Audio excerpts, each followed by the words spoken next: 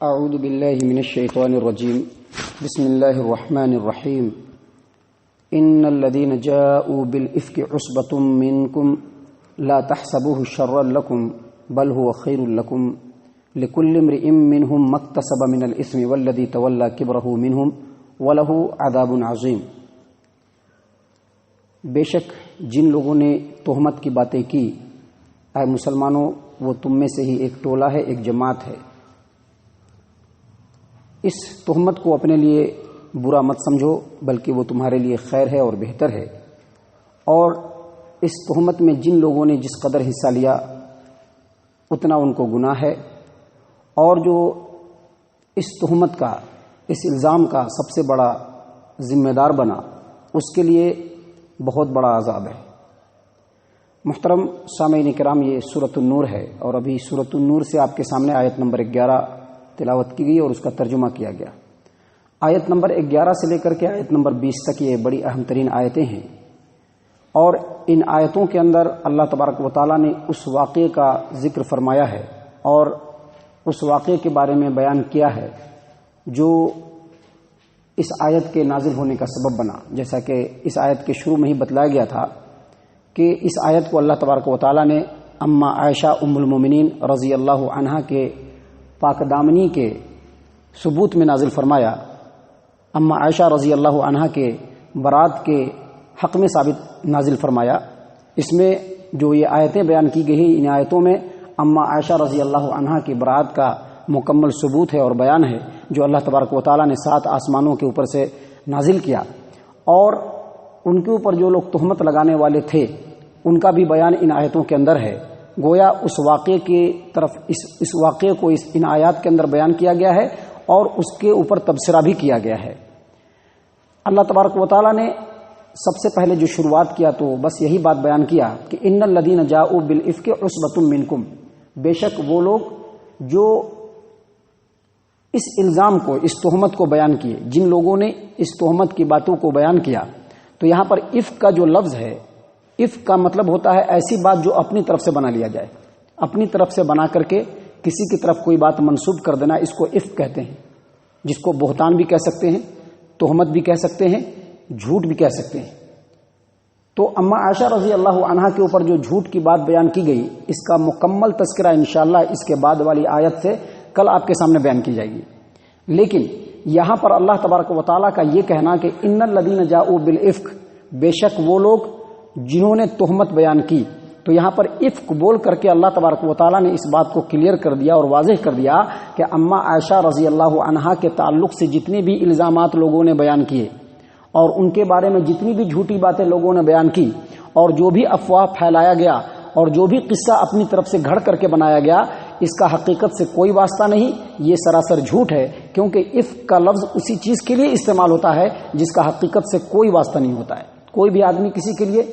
جو کام اس نے کیا نہیں ہے یا جو بات اس کے اندر نہیں ہے اپنی طرف سے بیان کر کے بول دے، اسی کو افک کہتے ہیں، اسی کو بہتان کہتے ہیں اور اسی کو تہمت کہتے ہیں۔ لہٰذا اللہ تبارک و تعالیٰ نے سب سے پہلے اسی بات کو کلیئر کیا کہ اما عائشہ رضی اللہ عنہا کے تعلق سے جتنی بھی جھوٹ باتیں، جتنی بھی برائیاں لوگوں نے بیان کی، وہ سب کے سب بالکل بے حقیقت ہے، حقیقت سے اس کا کوئی تعلق نہیں۔ اسی لیے کہا ان الذین جاؤوا بالافک عصبۃ منکم، کہ بے شک جن لوگوں نے تہمت کی باتیں بیان کی یہ کوئی دوسرے نہیں بلکہ اے مسلمانوں تمہارے میں سے ہی ایک جماعت ہے۔ اور اس کے بعد اللہ تبارک و تعالیٰ نے فرمایا لا تحسبوه شرا لکم، یہ جو واقعہ افک ہوا جس میں نبی اکرم صلی اللہ علیہ وسلم کی زوجہ محترمہ ام المومنین عائشہ رضی اللہ عنہا پر الزام لگایا گیا، اور اس کے تعلق سے جتنی بھی باتیں ہوئی، اے مسلمانوں اس کو برا مت سمجھو، بلکہ یہ تمہارے حق میں خیر ہے۔ خیر کیسے ہے؟ اگر کوئی شخص کسی کے اوپر جھوٹا الزام لگاتا ہے، اس کے پیچھے اس کی برائی بیان کرتا ہے یا اس کے تعلق سے باتیں معاشرے کے اندر بوتا ہے اور گھڑتا ہے، لوگوں کے درمیان پھیلاتا ہے، اور اس کے مقابلے میں اگر وہ شخص صبر کرے تو یقینی طور پر اس صبر کے بدلے میں اس کو اجر ملے گا۔ اور یہی بات اللہ تبارک و تعالیٰ مسلمانوں کو بیان فرما رہا ہے، خاص طور سے اما عائشہ رضی اللہ عنہا اور ان کے گھر والے اور نبی اکرم صلی اللہ علیہ وسلم اور بعض دوسرے مسلمان یہ خاص طور سے انڈیکیٹ ہے اور ان کی طرف اشارہ کیا جا رہا ہے اور ان کو مخاطب کر کے کہا جا رہا ہے کہ اما عائشہ رضی اللہ عنہا پر جو الزام لگا اور اس کے تعلق سے جتنی بھی باتیں ہوئی اس کو برا مت سمجھو، یہ تمہارے حق میں بہتر ہے اور خیر ہے۔ وہ کیسے؟ ایک تو جو الزام لگایا گیا اور اس الزام کے مقابلے میں جو دل میں تکلیف ہوئی اور اس پر جو تم لوگوں نے صبر کیا، تو اس صبر کے بدلے میں تمہارے لیے خیر ہے، تمہارے لیے بھلائی ہے اور تمہارے لیے اجر و ثواب ہے۔ دوسرا، چونکہ ان کے اوپر ان کی پاکیزگی کے اوپر لوگوں نے سوالیہ نشان اٹھایا، ان کے اوپر الزام لگایا، تو یہ الزام اس لیے ان کے حق میں بہتر ہوا کہ اللہ تبارک و تعالیٰ نے اما عائشہ رضی اللہ عنہا اور ان کے خاندان والوں کے حق میں ایک پوری صورت نازل کر دی، اور اس صورت کے ذریعے سے اما عائشہ رضی اللہ عنہا کی عظمت بھی لوگوں کے سامنے واضح ہو گئی، اور ابو بکر صدیق رضی اللہ عنہ کے خاندان کا جو مقام ہے اور مرتبہ ہے وہ بھی اس صورت کے ذریعے سے اللہ تبارک و تعالیٰ نے پوری دنیا کے سامنے واضح کر دیا۔ اور تیسری بات یہ کہ اس آیت کریمہ کے اندر اللہ تبارک و تعالیٰ نے ایسے ایسے احکام نازل کیے ہیں، ایسی ایسی نصیحتیں کی ہے، ایسی ایسی باتیں بیان کی ہے کہ جس کے اوپر اگر انسان غور و فکر کر لے تو یقینی طور پر وہ اپنے آپ کو بھی سجا اور سنوار سکتا ہے، اپنے گھر والوں کو بھی بالکل بہترین بنا سکتا ہے اور اپنے پورے سماج و معاشرے کو بھی پاکیزہ بنا سکتا ہے۔ تو اسی لیے اللہ تبارک و تعالیٰ نے کہا کہ اس واقعے کو یا ان باتوں کو اپنے لیے برا مت سمجھو، بلکہ یہ تمہارے حق میں بہتر ہے۔ اور اس کے بعد فرمایا لِكُلِّ امْرِئٍ مِّنْهُمْ مَا اكْتَسَبَ مِنَ الْإِثْمِ۔ واقعہ انشاءاللہ کل آپ کے سامنے بیان ہوگا، لیکن میں آپ کو بتا دوں کہ جو اما عائشہ رضی اللہ عنہا پر الزام لگا، جن لوگوں نے ان کے اوپر تہمت لگایا، ان کے بارے میں اللہ فرما رہے ہیں کہ جنہوں نے جس قدر حصہ لیا ان کو اسی قدر گناہ ہے۔ اس الزام میں، اس بہتان میں، اس جھوٹ میں، اس پروپگنڈے میں، اس افواہ میں جن لوگوں نے جس قدر حصہ لیا اسی قدر ان کو گناہ ہے۔ اور کن لوگوں نے حصہ لیا؟ اما عائشہ رضی اللہ عنہا خود بیان کرتی ہیں۔ اما عائشہ رضی اللہ عنہا بیان کرتی ہیں، صحیح البخاری کتاب التفسیر، باب قولہ تعالی ان الذین جاؤوا بالافک عصبۃ منکم۔ اما عائشہ رضی اللہ عنہا بیان کرتی ہیں کہ اس آیت کریمہ میں جو اللہ فرماتے ہیں ان الذین جاؤوا بالافک عصبۃ منکم لا تحسبوه شرا لکم بل هو خیر لکم لکل امرئ منهم ما اکتسب من الاثم والذی تولی کبرہ منهم، یعنی اس بہتان میں سب سے بڑی ذمہ داری جس نے لی، اس بہتان کو سب سے زیادہ جس نے بڑھا چڑھا کر کے پیش کیا،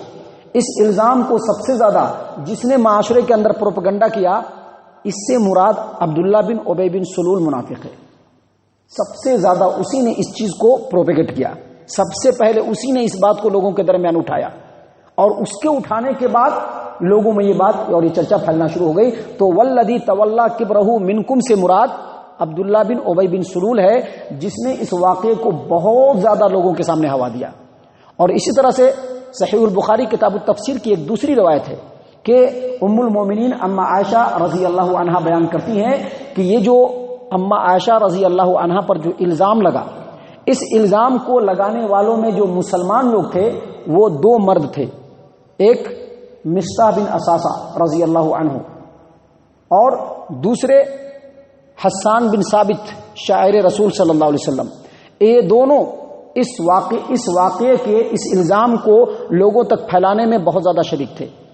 اور تیسرا عبداللہ بن ابی بن سلول تھا، جو لوگوں کے سامنے کرید کر کے اس واقعے کو بیان کرتا اور پھر اس کے اوپر حاشیہ چڑھاتا۔ اور اس کے بعد وہ کہتی ہیں کہ والذی تولی کبرہ منہم، یعنی جو لوگ اس الزام کے بڑے ذمہ دار تھے، جنہوں نے اس الزام کو اٹھایا، ان میں انہوں نے اما عائشہ رضی اللہ عنہا کہتی ہیں کہ دو آدمی ہیں، ایک عبداللہ بن ابی بن سلول اور دوسرا حمنہ بنت جہش۔ یہ دونوں اس واقعے کو بہت زیادہ بڑھا چڑھا کر کے بیان کیے۔ اور پھر اما عائشہ کہتی ہیں کہ 3 لوگوں کے اوپر بہتان کی سزا ہوئی، بہتان کی حد لگی۔ اس سے پہلے بتایا گیا ہے کہ اگر کوئی کسی کے اوپر جھوٹا الزام لگاتا ہے اور 4 گواہ پیش نہیں کر پاتا ہے تو اس کو 80 کوڑے لگائے جائیں گے، اور وہ حکم اسی صورت کے اندر نازل ہوا۔ تو چونکہ یہ 3 مسلمان، ایک مصطح بن اساسہ رضی اللہ عنہ، دوسرا حسان بن ثابت رضی اللہ عنہ اور تیسرا حمنہ بنت جہش رضی اللہ عنہا، یہ تینوں بھی اس الزام میں اور اس تہمت میں شریک ہو گئی تھی، یہ تینوں بھی شریک ہو گئے تھے۔ تو ان تینوں کے اوپر حد لگی، ان تینوں کو 80 کوڑے لگے، لیکن منافقوں کو 80 کوڑے نہیں لگے۔ ایک اور روایت ہے جو صحیح البخاری کتاب التفسیر باب قولہ تعالی یبین اللہ لکم الآیات واللہ علیم الحکیم کے اندر مسروق تابعی بیان کرتے ہیں کہ میں اما عائشہ رضی اللہ عنہا کے پاس تھا کہ حسان بن ثابت رضی اللہ عنہ ان کی خدمت میں آئے، اور ان کی خدمت میں آنے کے بعد شعر بیان کیا، تعریف یہ کیا کہ اما عائشہ رضی اللہ عنہا بڑی عقل مند ہیں، بہت نیک سیرت ہیں، اور بہت ہی دانا اور ہوشیار ہیں، اور اما عائشہ رضی اللہ عنہا کی یہ شان ہے، ان کی یہ عظمت ہے کہ وہ پاک دامن اور بھولی بھالی عورتوں پر الزام لگانے سے یا ان کا گلہ کرنے سے مکمل پرہیز کرتی ہیں۔ اس طرح سے انہوں نے ان کے حق میں ان کی تعریف میں یہ شعر بیان کیا۔ جب انہوں نے یہ شعر بیان کیا تو اما عائشہ رضی اللہ عنہا نے ایک تکلیف کے تحت، کیا ہے، کوئی اگر کسی کے نفس پہ یا اس کی عزت پہ حملہ کر دیتا ہے تو ایک نیک مسلمان کبھی بھی اس چیز کو بھلا دیتا ہے اور اپنے پاس رکھتا نہیں، لیکن وقتاً فوقتاً وہ بات یاد آ جاتی ہے، اور جب یہ بات یاد آتی ہے تو اس طرح کی جملے زبان سے نکل جاتے ہیں۔ یہ انسانی فطرت میں سے ہے، اور اما عائشہ رضی اللہ عنہا جیسی عظیم عورت، انہوں نے بھی اس چیز کو ظاہر کیا جس کو حدیث کے اندر اہل علم نے محفوظ کر لیا۔ جب اما عائشہ رضی اللہ عنہا کے سامنے حسان بن ثابت رضی اللہ عنہ نے یہ تعریفی کلمات کہے تو انہوں نے تکلیف سے کہہ دیا کہ اے حسان، تم تو ایسے نہیں ہو، تم تو میری تعریف کر رہے ہو لیکن تم نے اس سے بہت بڑا کام انجام دے دیا ہے۔ گویا دل کے اندر ایک تکلیف تھی جو دل کے اندر زبان پر آ گئی، انہوں نے بیان کر دیا۔ تو بازو میں جو مسروق تابعی بیٹھے تھے جنہوں نے اس روایت کو نقل کیا ہے، وہ کہتے ہیں کہ اے اما عائشہ رضی اللہ عنہا، آپ ایسے شخص کو اندر کیوں آنے دیتے ہیں؟ جب انہوں نے آپ کے بارے میں اتنی بڑی بات لوگوں کے سامنے کہہ دی تو آپ ان کو کیوں اپنے سامنے آنے دیتی ہیں؟ تو اما عائشہ رضی اللہ عنہا نے کہا کہ اس کو تو سزا مل گئی ہے، اور اس سے بڑھ کر کے اس کو کیا سزا ملے گی کہ یہ اپنی زندگی میں ہی اندھے ہو گئے۔ حسان بن ثابت رضی اللہ عنہ اپنی زندگی میں ہی اندھے ہو گئے تھے، تو کہا کہ یہ تو اپنی زندگی میں ہی اندھے ہو گئے، اب اس سے بڑی ان کو سزا کیا ملنی چاہیے، لہذا ان کے ساتھ کوئی ایسا معاملہ نہیں ہے۔ دوسرا یہ کہ یہ نبی اکرم صلی اللہ علیہ وسلم کی بڑی مدد کیا کرتے تھے۔ کافر اگر نبی اکرم صلی اللہ علیہ وسلم پر یا اسلام پر یا مسلمانوں پر جب حملہ کرتا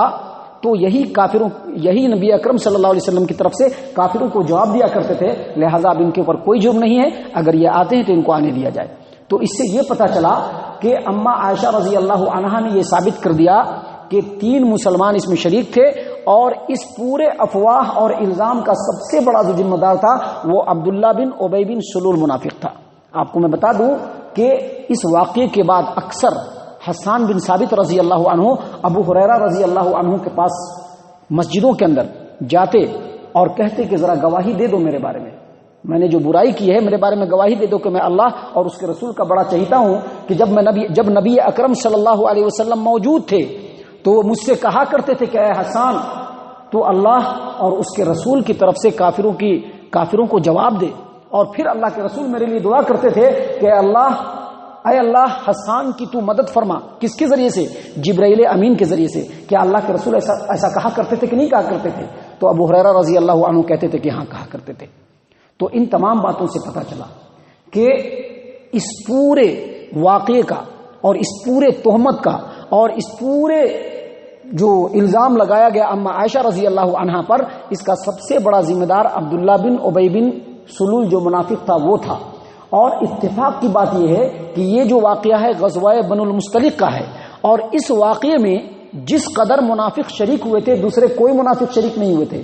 اور جب یہ معاملہ اٹھا تو منافقوں نے اس انداز میں اس کو لوگوں کے درمیان پھیلانا شروع کیا کہ بہت سارے سادہ لوح مسلمان بھی اس میں شریک ہو گئے، جس میں ابھی بتایا گیا کہ یہ 3 صحابی، ایک مصعب بن اساسہ، دوسرے حسان بن ثابت اور تیسرے حمنہ بنت جہش رضی اللہ عنہم، یہ تینوں بھی شریک ہوئے، اور تاریخی اور سیرت کی کتابوں میں موجود ہے کہ ان تینوں کے اوپر حد بھی لگی، لیکن منافقوں میں سے کسی پر حد نہیں لگی۔